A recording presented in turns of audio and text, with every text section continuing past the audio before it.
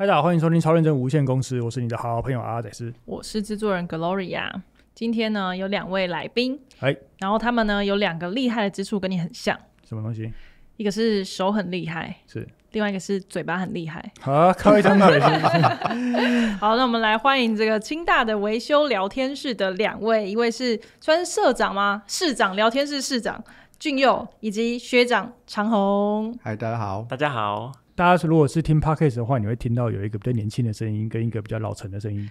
老陈是学长。学长您今年贵庚？我56了。56，为什么你还会当学长？他们明明就跟我说是学长，我86也还是学长啊。明明跟我说是2个大学生来。学长，你为什么会在这个时候出现，坐在我们这边假装自己的同学？我没有假装，我就是学长。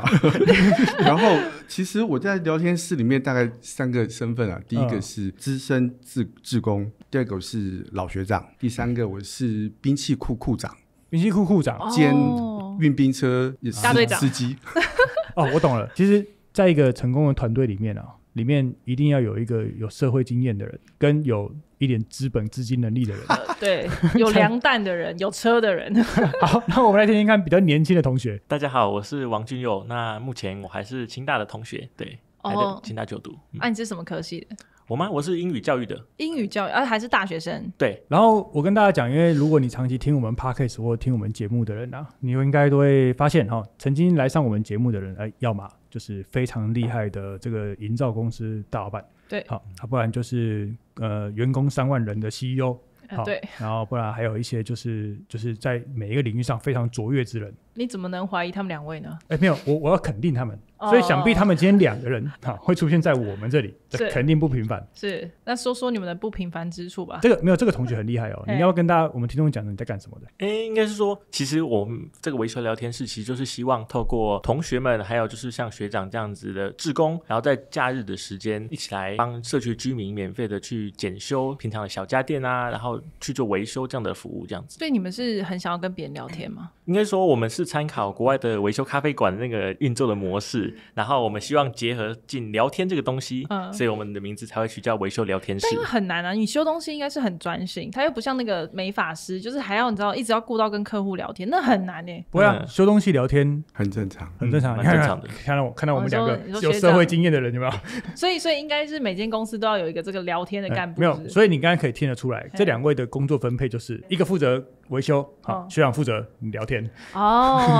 但其实没有我们刚好反过来，刚好相反哦。所以是真的是这样一个组合，一个人负责聊天，一个人负责维修。不是，其实我们希望是说，我们跟一般的那个维修的店比较不一样，是说，一般的维修店家你可能把东西带去，东西丢着，你可能就走了，2个小时后再回来。对。但我们希望民众留在现场，然后可以跟志工面对面边维修边聊天，分享这个东西的故事，然后分享一些维修技巧，怎么样保养。或是怎么样可以在家中做初步的判断、检修这样子。所以这个需求的人是谁？所以没有，你有没有看到他设定的这个规则？就是说你必须坐在我这边了解这个东西是怎么修的。我要说给你听。也不是修给你听，就是因为我觉得这个是一个很 detail 的事情，但是我觉得它非常重要。为什么？因为其实在好多年前，应该我觉得可能10几年前，然后20几年前，其实我在国外就有看过这种维修型的工作室。然后呢，我以前一开始接触到的是老年人，就是已经像我爸超爸这种已经退休了没事干，但是他以前是老技师，对，他以前会修很多东西，所以呢他就会在那个一个社区或者是一个咖啡馆，然后帮人家修，一次收个5瑞郎、10瑞郎，然后或者是10美金这样子，让老人家出来工作。对啊，所以你们的目的是定在希望让大家可以了解这些东西的维修知识，还是希望老人家有人可以聊天，还是你们要赚钱？他们不一样哦。只有最后一个不是，其实就是你刚刚讲的，就是刚刚阿仔是你刚刚讲的，有技术的人会修东西，有需求的人带着东西来，然后借由修的东西做 communication。那这之中会发生什么事吗？很多事情哦。所以我先问一下哦，你们可以修什么？蛮多的耶，从最基本的什么电锅，然后微波炉、电风扇、吹风机，到比较奇葩一点的电视有人搬来，然后什么咖啡机、冷冻冰箱、冷冻冰箱，对，冷冻柜那种冷冻冰箱。OK， 会不会有人说，那你可不可以到我家修？常常听到这样，但是我们标准就是说，你能够带过来的，对，我们来试试看。对，那这样交到女朋友吗？你这怎么问？就是你知道聊天聊的过程中，就一定会有人说，那个女儿可以给你认识啊，或者是说，你是不是单身啊，对不对？这是个聊天为主的。学长这时默默转向看个学弟，我很期待他们可以发生这件事情。还是 TA 不对，就来的都基本上还是怎么样的人？应该说比较多，其实都会是主妇或者是社会人士。40-50岁左右这个年纪，然后把东西带到现场来，大哥大姐们他们可能就到现场来，然后家中电锅坏掉就拿来让我们试试看，这样子说不定就修好了。不过的确是有些机会是因为这样子的一个社群在 Facebook 上有一定的流量，对，然后尤其在附近的学生们大家都知道，所以有蛮多有些时候我觉得不认识的小学妹出现了就后来我以为是谁谁谁的朋友，原来是就是慕名而来的，可能大一大二的学生，交大的也有，清大的也有，揪一揪就来了。对，其实如果这样的 chemistry 继续发生，当然你刚刚讲的东西是有可能发生了，不过目前还没有发生就是。那有去不修东西纯聊天的吗？来学东西，学怎么修？对啊，或者他就是有兴趣参与，有吗？也是有的哦。除了来学技术之外，上次我蛮特别的是，在更前一次的活动，被我们东西修好的民众，他就跟老公2个人带着那个泡咖啡的那个器具，很多东西带到现场来，真就在现场泡咖啡给志工啊，还有民众去喝，这样子用他的专长参与这件事，对，就真的变一个咖啡厅，对，很赞他就负责了聊天那一部分了。开始有煮咖啡的人去。那现在有泡茶的人去，蛮缺的，要不要来一个？要先摔坏那个瓷器，然后让他们然后粘好，这样才能来，才有理由啊。那通常你们这些一起要聚集的人是怎么来的？就志工们是怎么样出现的？先拿我当例子好了，学长。那早期他们一开始的时候，他们这个宣传很含蓄啦，就是一张寒酸还含蓄，都有啊，都有。他可能就是一张 A4 纸切一半，上面就是影印写个就是维修聊天室在什么地方，反正就是非常简略的。然后你要按图索骥，然后到那个时间，我刚好有空，我就跑去一个校外的一个咖啡厅，而且是个地下室，然后跑下去，原来底下有一群人，一堆电器在桌上，然后我就我来当志工啊，欢迎就下来，于是就开始变成志工，就接纳了，这样子，没有审核资格。所以学长，你以前是清大毕业的学长，对。然后你有一天在学校里面看到一个小海报，对，因缘际会找到他们，对，然后现在变成他们的运兵车车长，对，是，但算是很有热忱，很有热情，但是我很支持这件事，因为很多人像我们以前念书的时候，其实都没有钱，没有什么资源，需要学长，其实很需要学长，这是真的。你光是有车可以载器材，或者是有一个比你年纪更大的人给你一些经验，有的时候其实不只是做这件事情，还有一些是人生的聊天的经验，也可以借钱，可以吗？可以吗？还是不然你们怎么营运？我在早期的时候的确是有一些 funding，真的有但是现在因为他们自己的能力很强，我觉得他们有一个很了不起的能力，不只是说是组织这样子一个活动，对，营运这个活动，他还能够去找各式各样的资源，包含了可能去参加比赛、参加评选。然后于是就会有一些奖金，对，有这样的 record 之后，其实政府单位有找上来，对，于是你就有舞台，你会有行政上面的一些资源。我想问什么样类型的比赛是能够让这种小社团能够有那种营运的经费还是什么的？其实近年来我们自己体感就有发现到越来越多有关永续这方面的竞赛或比赛。那其实像去年我们就有去投国泰卓越奖助计划，我们就是透过去参加这个计划之后呢，然后我们去分享我们在做的事情、我们的理念，然后把我们的成果分享出来，入选了，然后就有这些钱可以继续去推动我们去举办之后的活动。对，我想问一下，有多少钱？20万，很多等一下，为什么需要这么多钱？有需要这么多钱？你们不是志工吗？不，你不能这样讲。耗材要自己花，是不是？营运啊，管理啊，而且你一定会有一些阿萨布聚餐。比方说我们之前有个困扰，我们真跟那个新竹市政府在那个公园的中央办个活动。OK， 我们要举办这种维修，你要有焊枪吧？电锅你需要测试嘛，对不对？也是要焊洗嘛，也是要那个补料这样子。去大功率的呢，公园中央不会有电源线，你要发电机，他们就很可爱，买了一个小小的，对，手提式那种电源，600瓦。你是说可以充手机的那种？露营的那种，稍微大一点点，稍微大600瓦，觉得600瓦还蛮够的，但是吹风机插上去就是没了。对。所以如果说你要提高到高瓦数，如果说我要1000瓦，那个价钱就贵了。对。然后你又不能让整个活动超吵，就是说，因为我们工程用的发电机超大台嘛。你说这污染公园噪音环境？也不能这样讲，就是每一个不同 label 的瓦数的发电机，其实价格就完全不一样。对，我跟你讲，说不定他光是把这个设备跟让民众参与的这个焊枪，大家买一买哦，你20万就没了。但民众也会要一起参与修理嘛？就如果他们有意愿，也可以吗？可以的。我们就是希望鼓励，就算是没有相关科系背景，其实很多民众都会误以为说，一定要电机系的，或是你是直接做水电工的，你才有办法来去当志工，或是一起维修这样。但其实我们是希望是推广说，不管是任何科系，你只要愿意拆，愿意拿螺丝起子从拆解物品开始，都可以一起来参与我们的维修活动。所以我觉得他有一个步骤，他前面讲的时候，我觉得他很重要，就是你要坐在这边跟我聊天，然后看着我修。就是我不是把一个东西说，你帮我修好，这里免费，然后我就走了，而是当你看过一次这个维修的流程之后，你可能会有几个感想。我先乱猜，原来没这么难，然后我也可以修。然后2就是这个东西这样子可以修好，我学到了。好，然后3就是你们这群人在这边干嘛？4这个东西真的没救了。这句话很重要，这句话超重要，待会可以讲，这东西真的没救了。那我们就讲这个，这东西没救了，怎么样？我想我们在实际上发现的场景就有很多种哈。我们先讲就是这东西没救了这件事情，因为说出来大家带了电器来就会有个期待哦。那个这是我阿祖留下来的，对他可能有情感，当然也有些时候会觉得说是就丢了可惜，但是他搞不好他自己在家里面也试过一段时间，他就真的是没有办法，所以听到有这样的活动很开心的带来之后，但我们很需要他们坐在我前面，跟他教说，这东西要这样拆这样拆这样拆，他说对，这东西我有试过，然后可能到一个步骤就发现说，他就是在卡在这里，我跟你讲这样就好了，于是他再就原来这样就好。好，当我们继续往下走的时候，按照来的人的可接受的程度，会讲的多或讲的少，比方说我们有些时候会是小妹妹，可能幼稚园小妹妹，她的手表坏了，电子表坏了，她自己一个人去公园找你们吗？她就坐在她妈妈的腿上，就可以一边跟她聊天，说你看这个东西就是这个后面其实会有个螺丝可以打开哦，然后跟她讲这个结构是怎么样，你看这边就靠这个电池哦。于是在这个过程里面，她可以理解去说她原来玩的这个玩具，它的结构是什么，运作的原理是什么，以及我在问她说什么地方坏掉，她跟我解说什么地方坏掉，我就跟你讲其实就是这里坏掉，他就很清楚知道，然后这个东西我们可以怎么样修，一边讲一边在动手，这时候其实通常爸爸会跑掉。终于我有休息时间了，那免费的自然生活科技老师。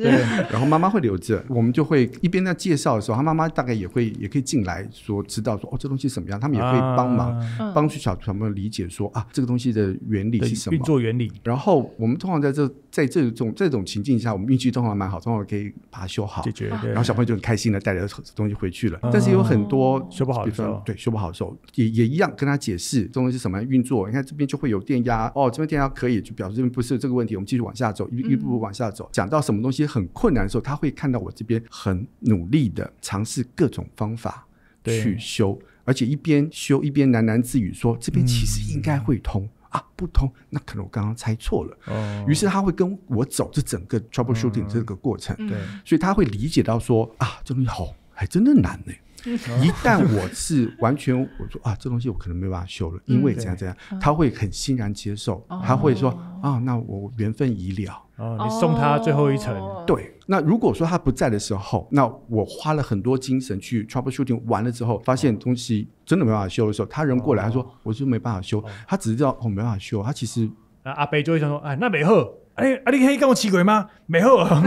有些时候会这样。有免费仔，就是他就只是想要把东西丢着，就说你帮我修，然后大家再来拿这样。基本上我们来的人，当然会有些人会期待说可能会有些那个费用，他听到我们都没有费用，当然觉得很开心。所以基本上大家真的是免费仔可以去。是的确是。我们只会要求他们活动有一个场地上的一个限制，最好方圆500公尺之内要有电子材料行。对，像电子街这种方便。所以我们当确定某一个电容坏掉或者是某个电阻坏掉，所以就给它剪下来说你拿了这个去找电子材料行买一个新的。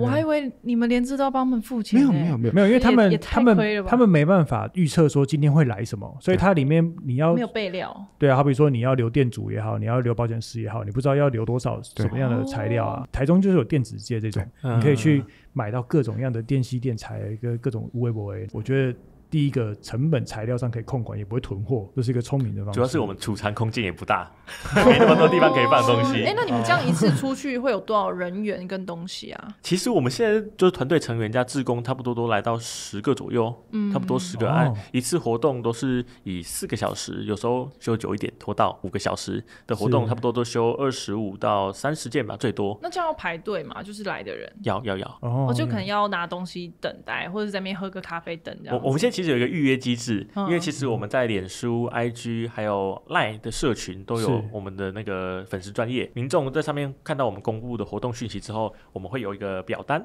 预约表单，那民众就是填这个表单。例如说，接下来我们在清大跟交大前面有一个眷村改建的将军村，那它其实是算我们一个定期办活动的一个据点，在那边的活动我们就是开25件，那25件的民众报名完成之后，我们把这个名单公告出去，那民众当天再带着他的家电到现场来等待这样子。我们要找什么才找得到你们公告的活动时间啊？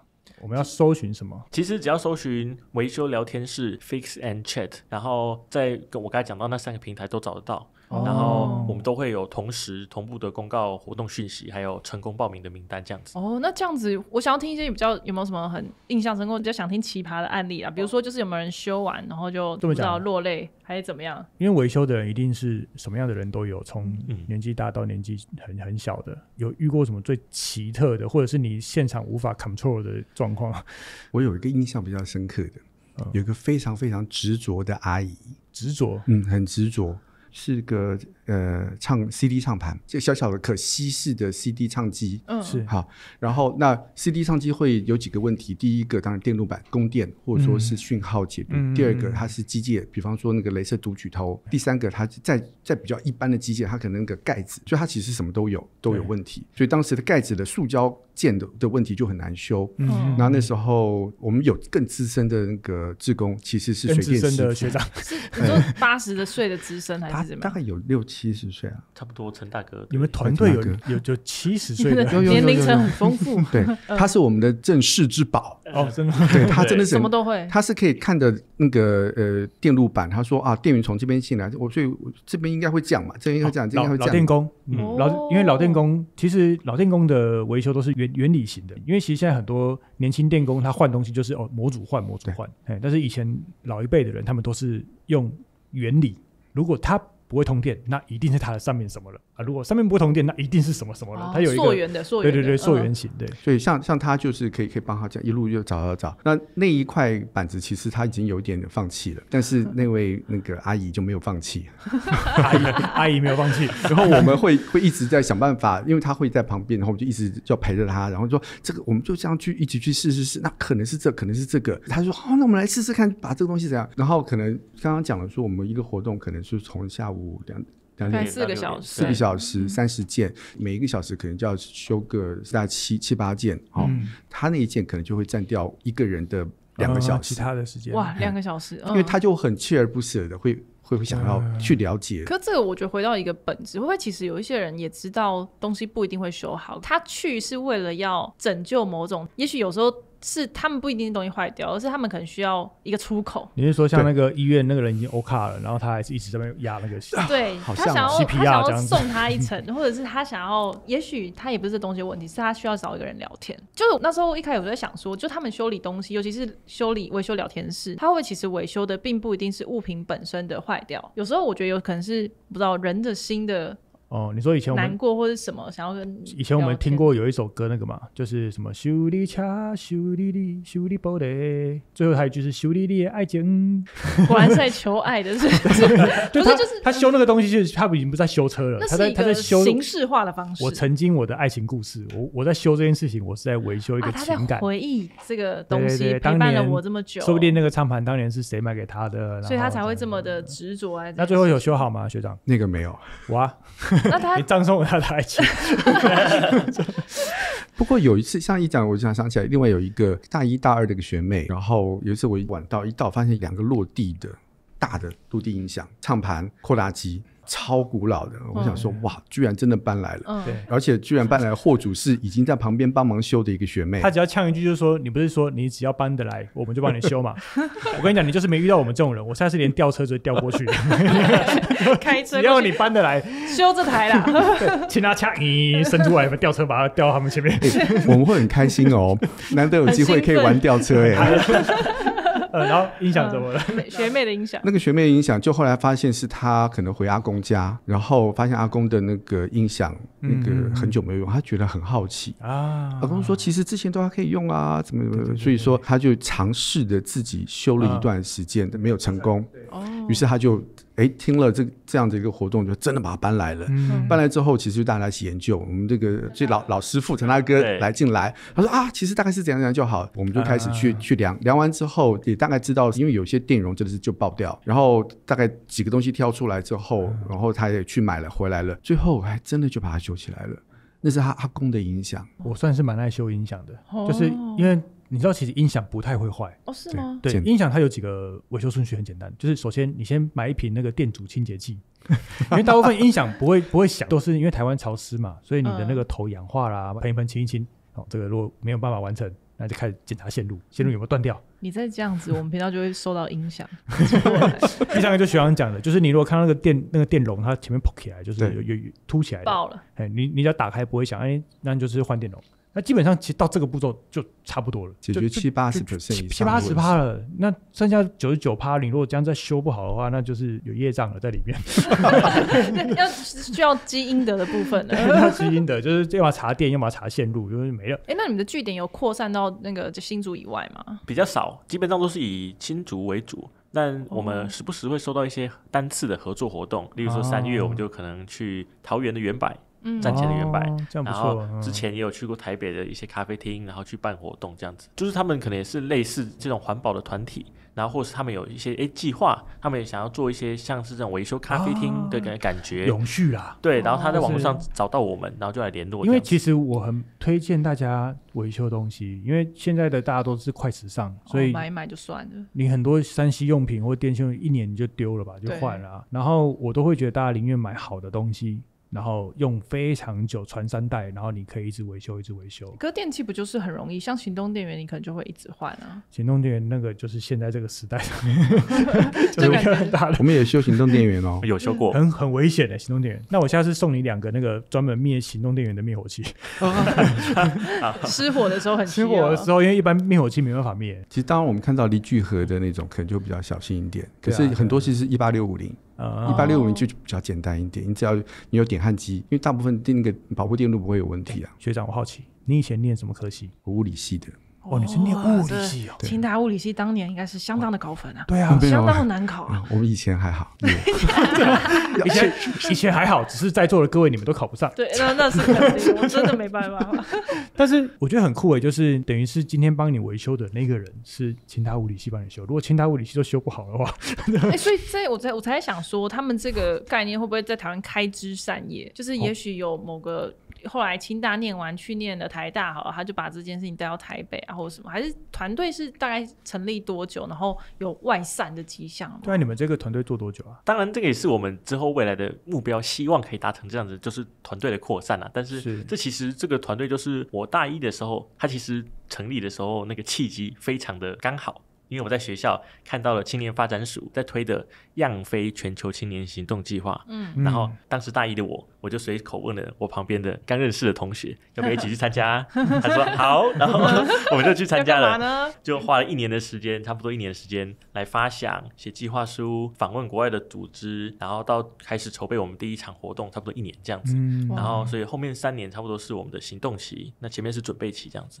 可当时的起心动念是什么？其实应该是大家一开始都是刚升大学嘛，想多参与活动，所以说有各种机会都会基本上答应这样子。那去参与之后呢，有一个伙伴提出说，他在国外有看到维修咖啡馆这样的模式的活动，那我们就开始去做调查，然后真的去访问国外的组织，发现好像很有趣。那我们把它稍微改变了一下，然后在地去开办我们第一场活动，然后持续下来。你们自己去问了国外的组织？对，我们自己去约他们，就寄信问说，我们可不可以线上会议跟我们分享一下你之前办活动的一些经验，或是有什么要注意的事情？可是要会技术啊，就是你不会担心说送来的东西你就不会修，不就很尴尬？对，所以说一开始像学长像陈大哥他们一开始就加入的那种老志工，资深的志工也很重要。对，请好好注意你的用词，然后不要老志工。好，没问题，没关系啦，的确是老了，有经验的志工，老是资深的意思，元老级志工，元老级社工，对。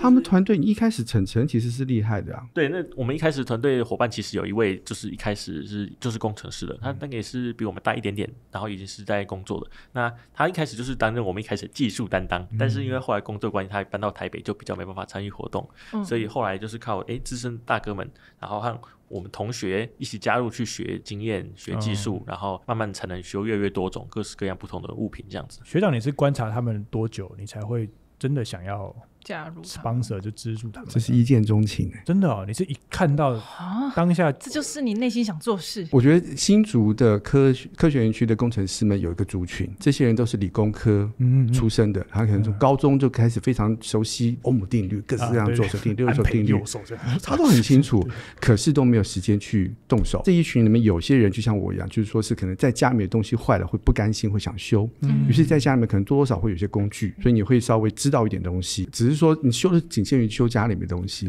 但是你那个燃烧魂其实在你说你看到别人东西坏了你就想要把它修，餐厅的这个水管爆了你就想说我来会我必须承认，你是不是也有这种对不对？对，他也会有这种动机。你知道我有时候我去外面国外住饭店那个水管坏了，你知道吗？我就帮他顺手修一下。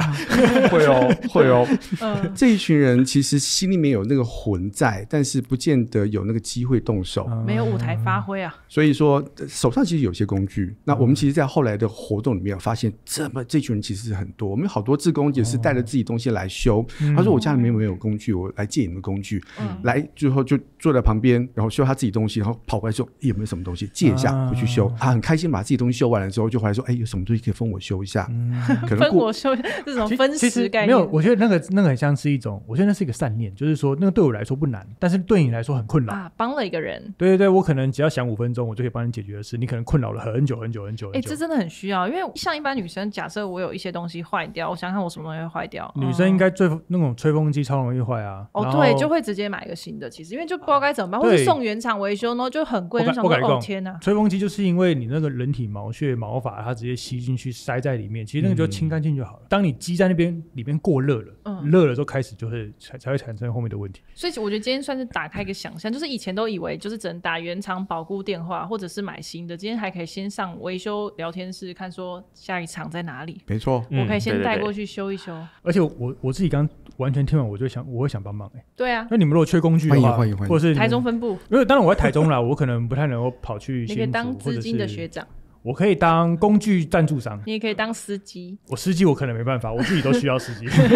但是你们现在营运到现在这样子，应该会有非常多人参与吧？缺钱吗？还是缺人？其实现在最缺的不是钱，因为我们现在工具嘛，我们也有用之前的资金来购买一些，那当然要提供更多的工具还是很欢迎。对，没问题。对，我们其实现在缺的是就是一个稳定的人来一直参与我们的活动，才能够让这个团队持续永续的留在新竹。人是观众还是学生还是什么意思？你们现在是东西太多无法修，还是修的人太少？修的人，对，能够坐下来修的人。像您这类的学长太少，而且他要毕业啦，就是你知道创办人要毕业要上班了你要毕业了还是你要念研究所？快了，对，还是因为这件事先用研究所？应该没办法，念到博士。哇，那很酷耶！所以你现在等于是学生组织，然后做到这个程度，然后还能够吸引一些业界人士来参加，说不定他需要的是一个商业顾问，让他可以变成商业化，这样他以后就可以成为创业。其实他们有真的在讨论这件事情。对啊，其实你们可以这么做。不过在这个之前，我觉得他们做了很多的努力，在吸引更多的坐在桌前可以修的人。当然第一个来源是志工，那我刚刚讲志工像我，那都志工其实因为大家都有工作，不见得每一次都能够来。对，但我们现在其实已经有几个固定班底，但是这固定班底呢，每一次能够有2个人来就了不起了。所以他们做了一件很了不起的事情，因为清大有一个传统，东海大学其实也有叫服务学习课程，很多学校都有。大一的扫地、对扫落叶，对，没错。我们东海有吗？有啊，就是扫落叶。因为我们硕士班没有，但是大学是有的。所以当时最有名的就是东海跟清华都有这样子的那个服务学习课程。我30几年前就有，但是只有扫地。可是现在清华的那个服务学习课程其实有进化。前2年的话，其实是可以。我提申请，我想要做那个宿舍刷油漆，参与这些别的事情，对，来当服务时数，所以这是一个项目，已经可以申请。但是他们更进化，因为清大有一个很特别一个除了系所之外的一个组织，叫做书院。是跨系所的老师辅导住在一起，生活上学习上可以共同去研究，是一个很特别的一个学习环境。其实有点像是在英国的学院一样，他们也在那里面会有服务学习课程。于是俊佑就突发奇想，就去申请了服务学习维修课程。应该是说就差不多在1年半之前，我那时候就在思考，我其实跟学长跟其他的大哥们也都聊过，说要怎么样能够持续永续的让这个团队能够不一定留在清大里面而已，可以留在新竹这个地方这样子。所以我那时候思考到一个方式，其中之一就是透过服务学习课程这个东西，因为它是毕业必修的学分，对，所以你一定要去修。那你可能可以选择去扫地或擦黑板，对，但你也可以选择来参加我们这样的活动，来当做这样的学分。所以我就去提出申请，把它变成我们的校内的一门服务学习课程，然后的确就因为这个方式去招收到一些新的成员，对，同学来加入我们。那我们接下来也是希望有更多的同学们也好，大哥们也好，一起来加入我们当团队成员或者志工，来让我们的量能够持续的提升，人员持续的做传承永续这样子。所以你们都没有拿钱哦，就是都纯志工，就志工。我觉得它难的一件事情是因为你在营运一个团体或组织的时候，其实你都无法用规范去叫人家来，尤其是志工团体是最困难的。对，你一定只能就是不能说你要来几次你就可以换我们的制服，然后怎样，其实那都没有用。你真正你要把一个团体营运的好，品牌营运的好，其实你要吸引人家来，而他是负责创造出这个吸引人家的环境的人。对，然后除了人的营运之外，我觉得另外一个最困难的就是资金上的营运。虽然说他现在讲不缺钱，但是以现在他的组织这个规模，以后你可能要发餐券啊，付车马费啊。因为我说的是认真的，因为我是念社工的，然后志工管理其实是一个很重要的一环，就是你要如何吸引这些志工可以长期持续的参与，就会有一些各式各样的方法。所以其实确实在金钱的这个应援上也是会有一点点的，至少我觉得金钱一定不是对等交换，而只是一个方便，就是方便说就是这个东西你不用烦恼，然后就是这些杂项。您真的辛苦了。对，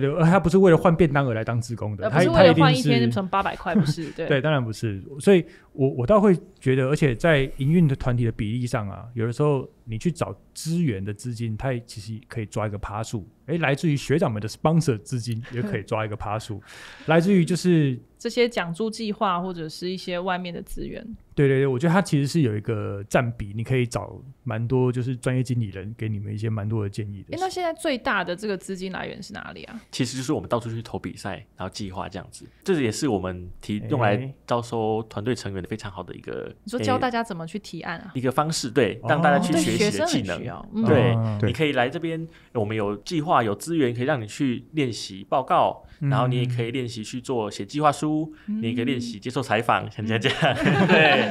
然后各种能力都可以让大家去练习，然后如果你对这个方面有兴趣，那你也可以来一起来参与我们活动这样子。所以之前你刚刚前面讲说那个你拿到20万的那个国泰讲助计划，国泰卓越讲助计划是你自己写的？对。那他每一年都可以写？对，没错，那个每一年到9月中都是他的那个收件期限。他现在在增件。对，你有任何的永续相关的想法计划，你可能现在还在思考，但是没有任何资源去把它落实实施，那你可以就把它写成一个计划书，然后去投这个计划，让他们看看你就是可行性发展的可能，对，发展的可能，然后他们就会。可这种最担心的就是很烦。就是他们会管你很多，就是会说你这个要一直交计划书、报告书啊，你我这个第几期款你一定要做几次活动啊，干嘛，会不会就是管超烦那种。你们去年拿到的？不会，以我就投这么多计划的经验来说，其实国泰是最轻松的一个方式，因为你只要写完计划书，然后面试了之后呢，就参加颁奖典礼拿钱了，钱就拨给你到账户就拿钱了。国泰这个可以考虑参加一下。那个算国泰基金会对不对？对，3个基金会。慈善基金会。你知道我人生最大的债主其实就是国泰。为什么？你的买房子是不是？没有，就是我的那个第一个申请比较大金额的贷款其实是国泰，但是我那时候我必须讲，其实我其实已经算是蛮多银行的这个比较高拒绝往来户，不是我是 VIP 等级的。不好意思，不好意思，请注意你的言辞。不是因为你之前就说房贷一直被卡，就拒绝往来。没有，因为主要是因为我的工作啊，我是工程类的工作，所以他们会认为我们是高危险性的工作，所以我的很多的银行的，比如说我要贷款，什么条件都很不好。老板，对不起，你知道谁？你知道是谁吗？是国泰。国泰的那个，他就很认真帮我写了很多方法，而且你知道国泰其实他很 sponsor， 就是不管是永续这件事，还有绿篮对啊，篮球队就基层的篮球队，然后我到现在我还变成了一个台东家商的女篮的领队。对对，因为我觉得现在跟学长有点像，就是比如说你现在可能我出社会了，我有很多资源，然后我有很多的可以帮忙一些像现在的学生，他们还在追梦，他们还有很多他们的想法。那我觉得他们除了到处投比赛啊，或者是去找一些很棒的基金会合作之外，其实我们现在民间的那些中年男子们热血中年，心中有这个魂魄的。对，其实我觉得我们其实有很多能够帮忙的方法，但其实我们不知道，一谁需要帮忙，二这个人到底 O 不 OK。所以我觉得他很聪明，他今天跑来我们节目，讲自己的愿望，对，把自己的愿望说出来，而且他们做的事情其实是我觉得很赞啊，是个很棒的事啊，对，而且你知道，说不定把东西修好的人，那个会很有幸福感，给人幸福就是幸福。这个句 slogan 我相信大家其实不懂阿仔是在讲什么，这是以前国泰金控的国泰金控的 slogan。 对，国泰金控，如果你有听到这个那个录音的话，请降一下我的那个汇率，而且请降一下我的那个利息。好，那我们今天非常感谢2位这个学长与学弟来参加我们这个超认真无限公司。那也希望大家，如果你们有一些这些 ESG 的想法啊，可以去投这个国泰卓越奖助计划，然后现在正在征件中。而且我觉得他就像就是超认真少年了，就是如果大家想要支持这样子认真的年轻人，其实大家也可以去联络他们。对，这边特别的呼吁广大的新竹的工程师们，请你们可以到我们这边来一起坐下来，一起帮大家修，然后找回大家的幸福，说不定会找到你的感情对象。我觉得刘备退伍之后是可以先去实习一下了啊，对，展现一下他的那个物理性的功能，不要就是只是打嘴炮而已。对，刘备就是讲了一口好理论。对，我看退伍之后会不会变成是一个顶天立地的男子汉，比较务实一点。对，我就看你现场维修怎么样啊，我就会把东西拿去给刘备修。好，等你。好了，再次感谢今天2位同学，然后一起来我们的节目。各位听众有兴趣想要参与我们的活动，可以到脸书、到 IG、到 Line 社群去搜寻维修聊天室 Fix and Chat， 这样子就可以找到我们的粉丝专页，然后联络我们就可以一起来参与我们的活动咯。好，那如果喜欢我们 Podcast 的话，欢迎到我们的 Apple Podcast 上面给我们5星好评，也欢迎留言给我们，谢谢你们，谢谢，拜拜。谢谢，拜拜。